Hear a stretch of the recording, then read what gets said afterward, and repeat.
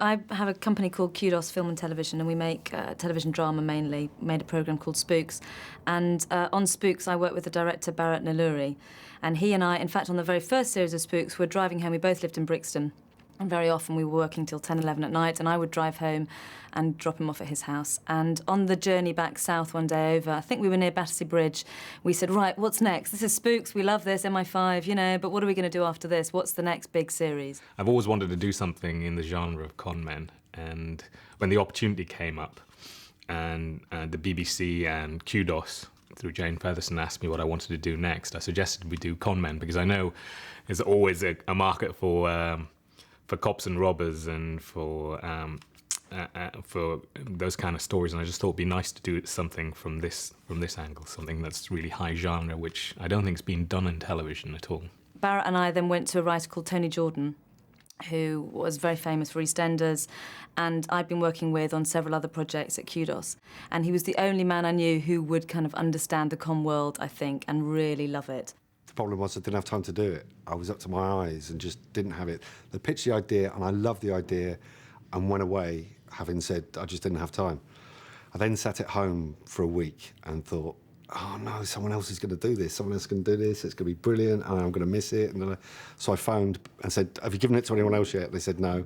I said, please let me do it, I'll do it, I'll find time, I'll work, I'll do 2 shifts, anything, just let me do it. And that was how it started. When Tony and I sat down on the first day to discuss the development of the series and how we might make it feel original, because although it was inspired, say, by Ocean's 11 or The Sting, you know, it had to feel different, and as a series it had to work in a different way. We very much needed to feel that this was a gang who we could return to every week.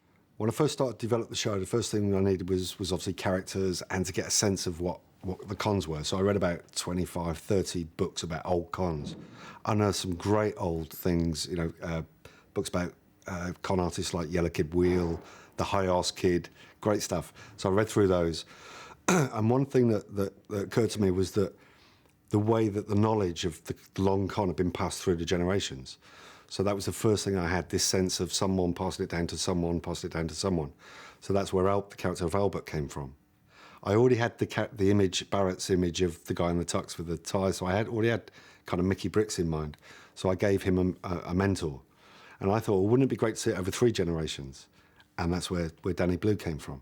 And then what I realised was that the other thing I didn't want to do was to see any of their domestic lives. I didn't want to see where they live. It was all going to be hotels and all about, you know, cool, it's got to be stylish. So I didn't want to go and suddenly see him putting off this great long con and then going home and cooking egg and chips. It just wasn't going to work. So then I thought, well, I'm going to have to replace that with something.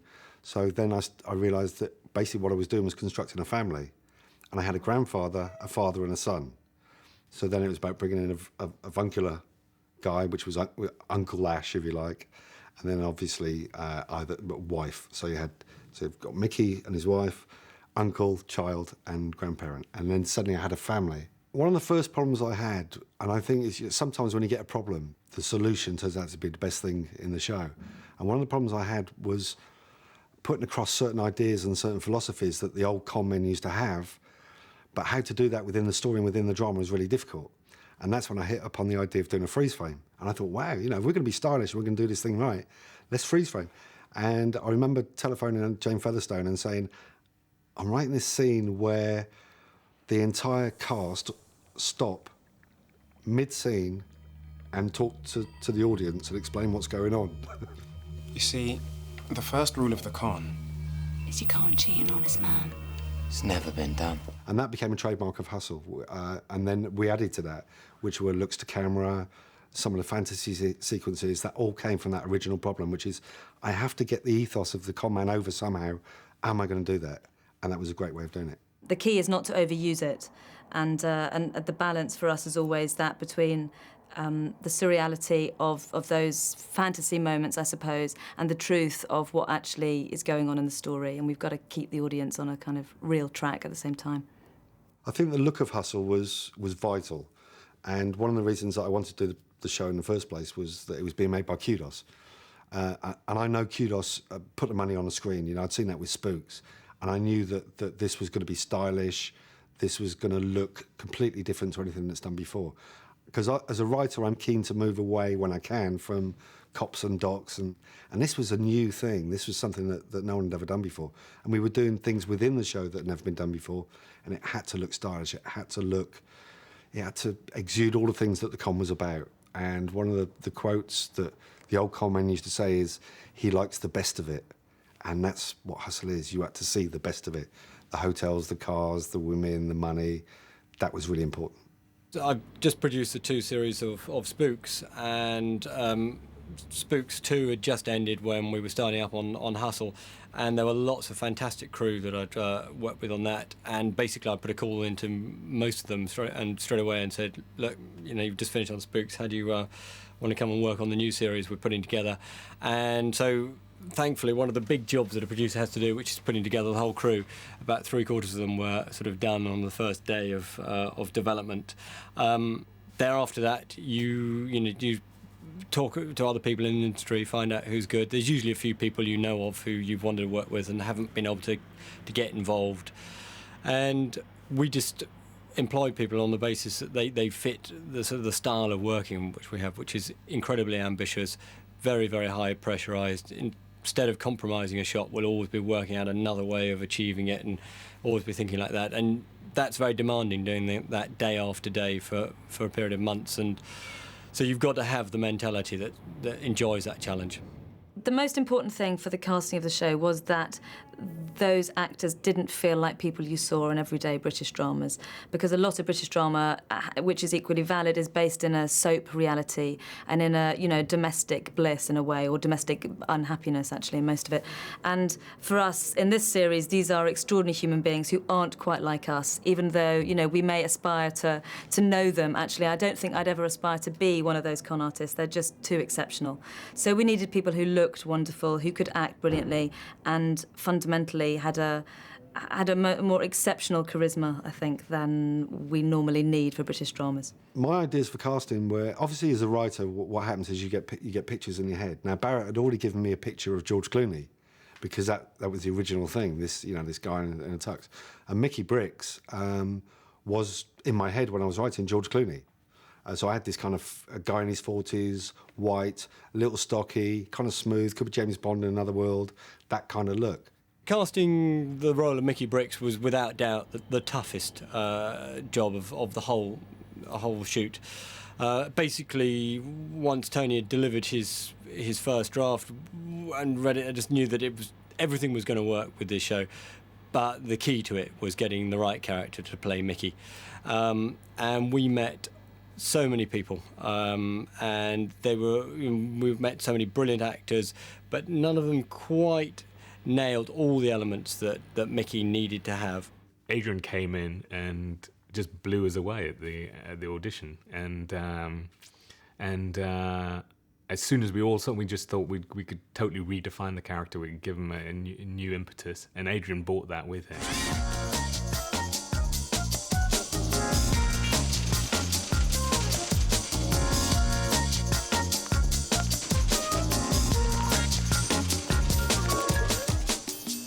I was doing Henry V at the National, and we were nearing the end of the run, and it was time to start hunting for new work. So my agent called me and said, there's a drama called Hustle, and they want to see you for one of the roles. And I went, oh, great, can I have a script? And she sent me the script, and I read it, and I thought it was fantastic. And then, I came along and met the guys and read. The beauty of Jane Featherstone is the way that she approaches casting, which is she doesn't ask me what my vision is. She looks at the script exactly as it is. I remember when they sent me the first audition tapes for Mickey Briggs, we had those guys in there. But Mickey Briggs, the real Mickey Briggs, and the only one who could play Mickey Briggs was Adrian Lester. And she knew that. And she knew it when she sent the tape. And she phoned and said, what do you think? And I said, well, in my head, he was 47. He was white. He had short hair. He looked a bit like George Clooney. But yes, it has to be Adrian Lester. So she'd already made up her mind by then.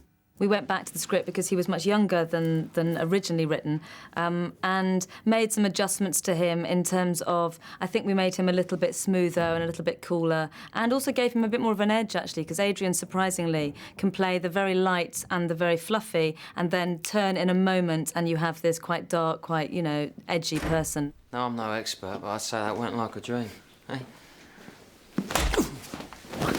I think his best personality traits are his loyalty to the others, the camaraderie, the way he looks after everyone in the group.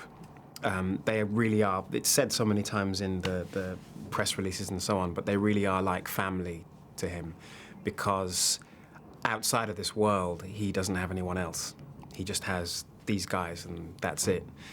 And I think he's supremely intelligent, an amazing judge of human behavior and body language, and just a fantastic...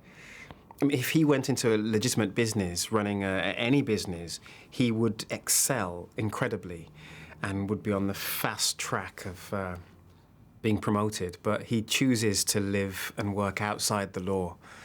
Yeah, he's a very, very sharp man. Not like me, who attempts to play him with a degree of intelligence. It's a strange thing, but the character I'm playing is much more intelligent than I am. I actually didn't think there was anybody that cool in the world.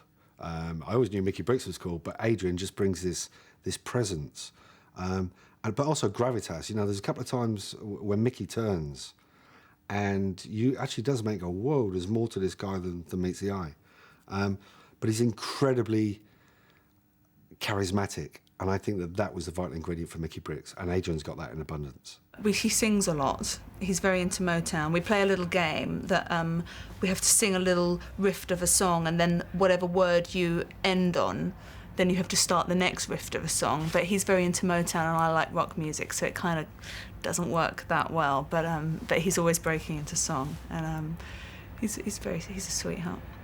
What's it like working with Adrian Lester? Which ones do you play? Adrian and Mark get to wear all the best gear, so I mean that's sort of it's been a slight bone of contention really, in as much as I don't get to wear the best gear, which is the point really. But when you see how good they look in it, you think, well, I quite like a bit of that as well. But alas, it was not to be. So second time round, I've tried to sort of wangle myself into the occasional suit for a bit longer, but. You know, I think the nature of the beast is that they're the boys that go out and do it, and I stay at home in a sort of Marks and Spencer's driving coat and a pair of jeans. I think the first thing I remember about Adrian is that there was this bar and it was quite high, and I kind of jumped on it and then got my knees on it and, you know, like you do, and then finally stood up.